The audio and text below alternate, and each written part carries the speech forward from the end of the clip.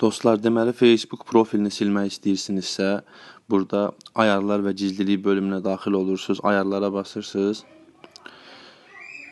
Burada kişisel bilgilər və hesab bilgilərinə daxil olursunuz. Hesab sahibliyi və kontrolünə daxil olursunuz.